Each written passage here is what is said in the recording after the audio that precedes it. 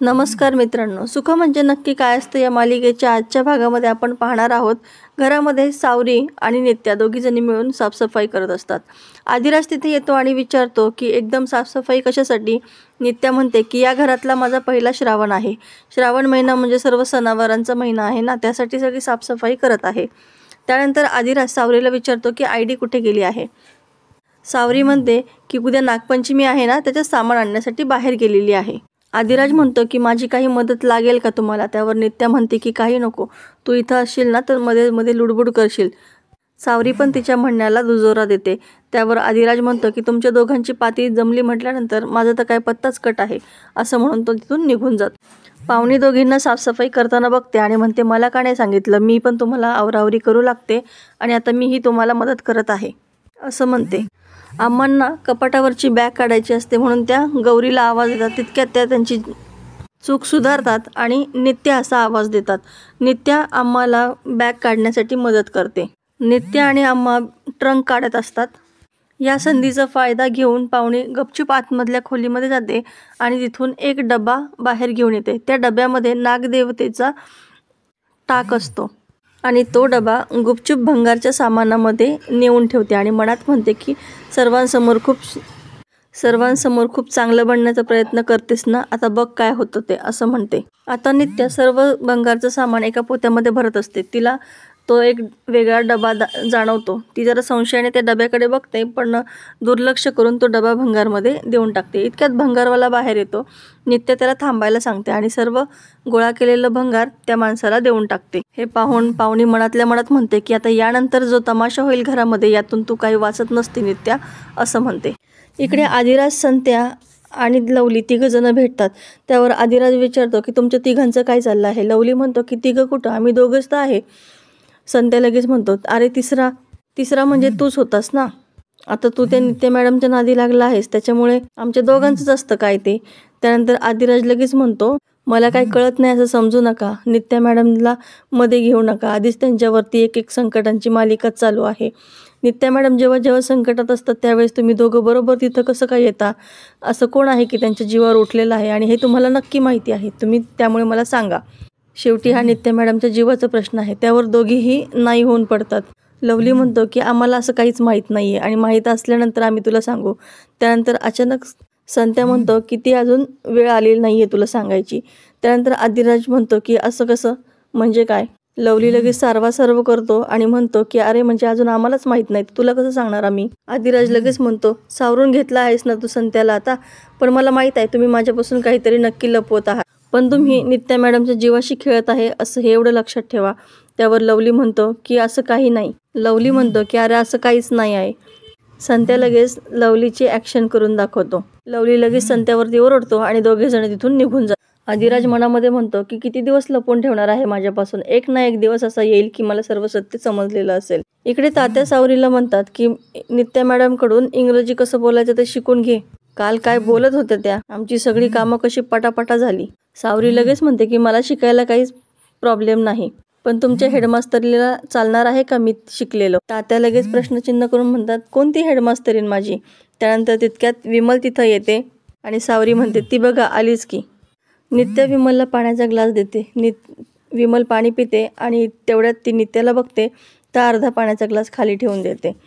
सावरी येते आणि भंगार विकल्याचे पैसे घे असं विमलला म्हणते. घराची साफसफाई केली आहे मी, असं विमल म्हणते की खरंच की एकदम चकाचक केली आहे. सावरी म्हणते की तुला तर माहिती आहे ना माझं काम कसं आहे. इतक्यात पाहुणी शोधाशोध करण्याचं नाटक करत असते. विमल तिला म्हणते की काय करत आहेस ग, काय शोधतेस.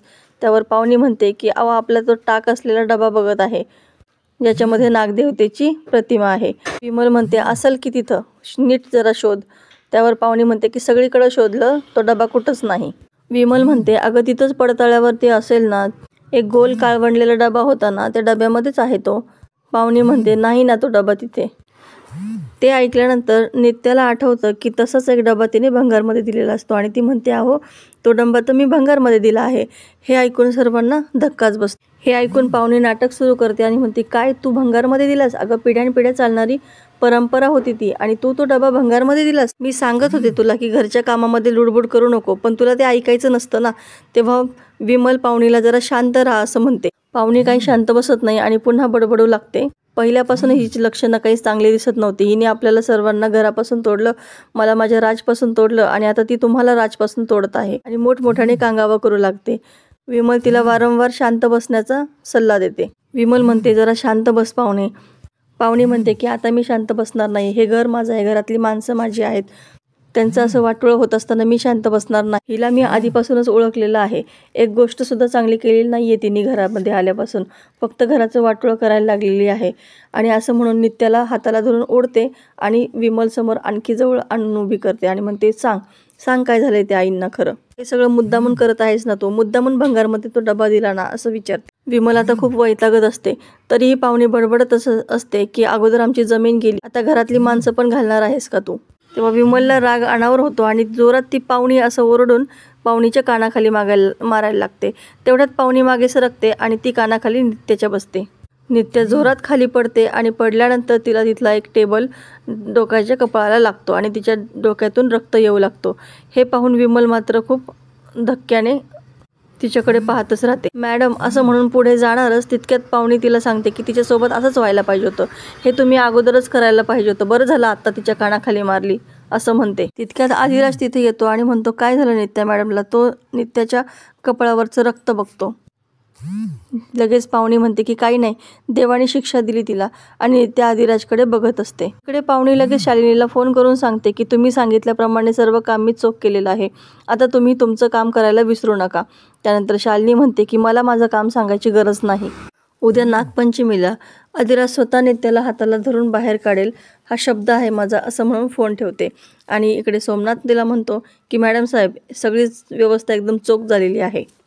इकडे रात्री आदिराज नित्याच्या जखमेला औषध लावत असतो आणि म्हणतो, मॅडम थोडं झोंबेल बरं का. त्यानंतर नित्या लगेच म्हणते, तू लावत आहेस ना, मग नाही जमणार. असं म्हणून आदिराज 1, 2, 3 असं करतो आणि तिच्या डोक्याला औषध लावतो. खूप झोंबतं तिला आणि ती जोरात म्हणते की अरे जरा हळू लाव, प्रेमाने लाव. त्यानंतर आदिराज लगेच पुन्हा औषध घेतो आणि हळुवारपणे फुंकर मारत त्या जखमेवरती औषध लावतो. तितक्याच सावरी तिथे येते आणि हे बघते. त्यानंतर ती लगेच पाठमोरी होते आणि म्हणते, दाद्या तुम्हाला दरवाजा लावायला काय होतं रे. नेमकी मलाच कळत नाही, तुमची वेळ चुकती की माझी वेळ चुकती. आदिराज म्हणतो, अगं शहाणे, तू इथं कशाला आली आहेस ते सांग अगोदर. त्यावर सावनी आपले दोन्ही हात डोळ्यावरती ठेवते आणि मागं फिरून हळूच हात खाली घेते आणि आदिराज तिला औषध लावत आहे असं खुणवतो. सावरी म्हणते की ठीक आहे, तुमचं होऊ दे तुमचं, आणि झालं की मग मला सांगा असं म्हणतो. आदिराज म्हणतो की बोल ना, काय बोलायचं आहे ते. सावरी म्हणते की नाही ठीक आहे, नंतर बोलते मी, आणि निघून जायला लागते. पण नित्या लगेच तिचा हात धरते आणि वंच, काय झालं बोल ना असं म्हणते. सावरी म्हणते की तुमच्या डोक्याला जास्त लागलं नाही ना, हेच विचारण्यासाठी इथं आले होते मी. काही नाही जास्त लागलेलं, उद्यापर्यंत सगळं ठीक होईल. आणि जर जास्त लागलं असतं तर माझ्या नवऱ्याने त्या टेबलाचे 2 तुकडे करून त्या 4 पायांची शेकोटीच केली असती असं म्हणते. आणि त्यावर आदिराज हसू लागतो. सावरी सुद्धा हसू लागते आणि मध्येच थांबते. त्यावर नित्या म्हणते की हसू आलं ना, मग हसावं मनमोकळेपणाने.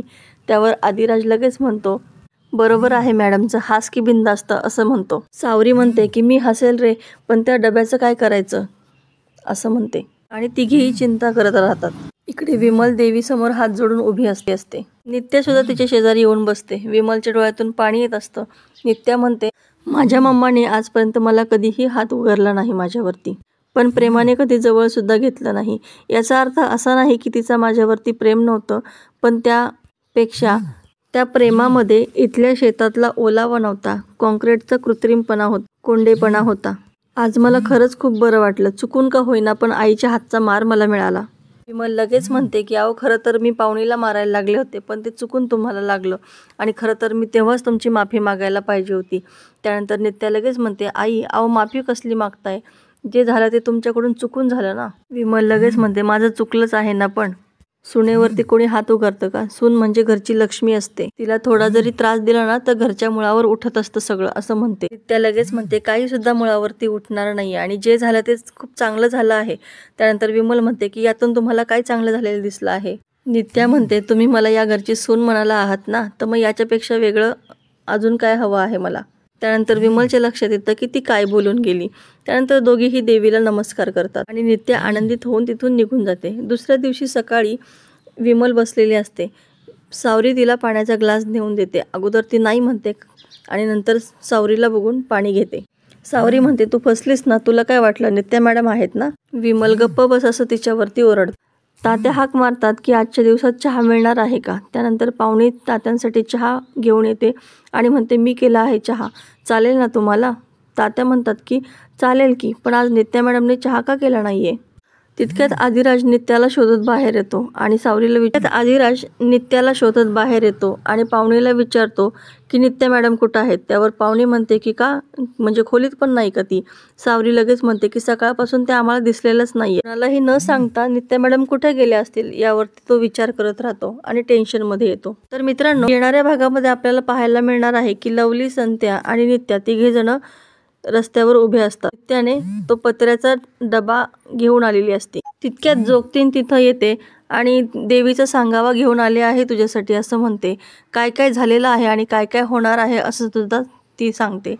इकडे लगेच घरामध्ये पोलीस आलेले असतात आणि तुम्हाला आणि तुमच्या बायकोला दोघांनाही अटक करायला आम्ही आलेलो आहे असं म्हणतात. तात्या विचारतात की आम्ही काय केलेलं आहे. त्यावर पोलीस म्हणतात की सुनेचा छळ केला असा आरोप आहे तुमचा, नित्या अधिकारी यांनी कंप्लेंट केली आहे. हे ऐकून सर्वांना धक्काच बसतो. तेव्हा पोलीस तात्या आणि विमलला त्यांचं काहीही न ऐकता घरातून ओढून घेऊन जातात. तेव्हा पाहुणे लगेच आदिराजला म्हणते की हे काय केलं नित्याने. सर्वच खूप टेन्शनमध्ये असतात. तर मित्रांनो, असेच नवनवीन अपडेट पाहण्यासाठी आमच्या या व्हिडिओला लाईक करा, चॅनलला सबस्क्राईब करा आणि बेल आयकॉन दाबायला विसरू नका. व्हिडिओ पाहिल्याबद्दल धन्यवाद.